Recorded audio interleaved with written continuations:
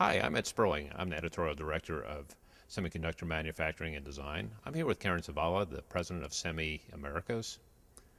Karen, what's new in Semicon this year? Well, we're very excited to have added some features that our attendees and customers over the years have asked for. One of the key benefits at Semicon West is, of course, our networking opportunities. So by popular demand, we brought back the VIP reception where executives and customers can interact and have business conversations. We've also added a happy hour on the show floor to keep the critical mass of attendance on the show floor and having good business dialogue. There's a new section which involves DFM, Design for Manufacturing. What drove the decision to include that this year?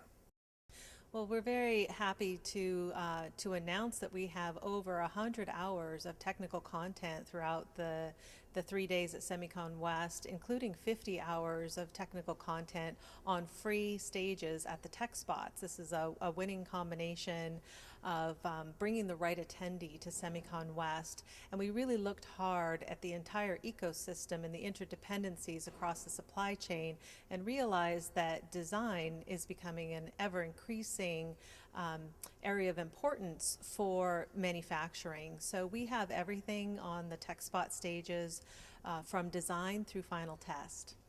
There are a couple of new areas in technology that are getting very interesting. One is MEMS, the other is LEDs. How is that being addressed at the show? Our equipment and materials supplier members are keenly interested in leveraging their products, equipment, and materials into adjacent markets.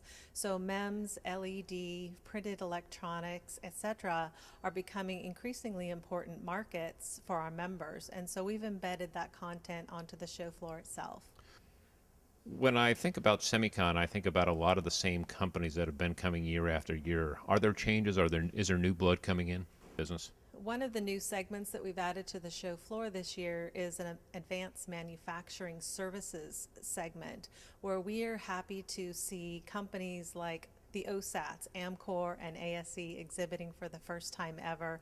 Some of the foundries, including Global Foundries and IBM, exhibiting for the first time ever.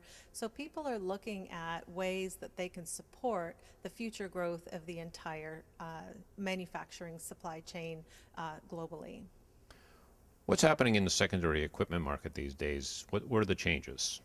So the secondary equipment market is a key contributor to the success of manufacturing, less so at the leading edge fabs, but certainly there's a lot of 200 millimeter, 300 millimeter fabs that rely on secondary equipment sourcing. And so this has been a way for some of the key equipment suppliers to come back to the show to help enable some of these 200 millimeter wafer fabs throughout the U.S. and throughout the world.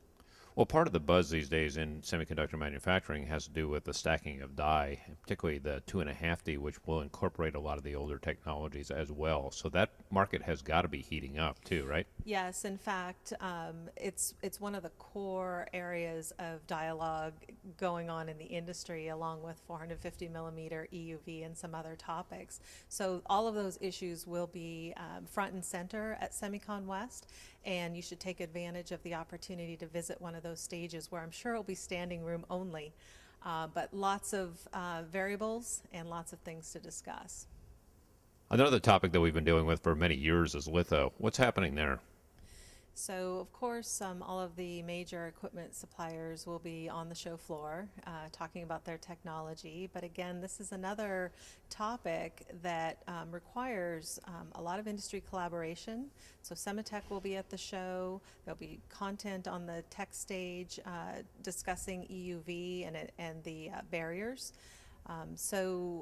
Again, EUV is a very critical issue for our members, and the outlook is uncertain. So it's SEMI's place and position to bring the industry together to have that dialogue.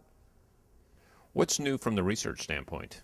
This is the place the time and the place where all of the industry analysts update their forecasts and come out with their new technology forecasts. In addition to the semiconductor forecast materials that SEMI will be providing, we'll also be producing some content on the solar side. So keep an eye out for some announcements from SEMI on PV book-to-bill and the future of the global PV market. Karen Savala, thank you very much for your time. Thank you.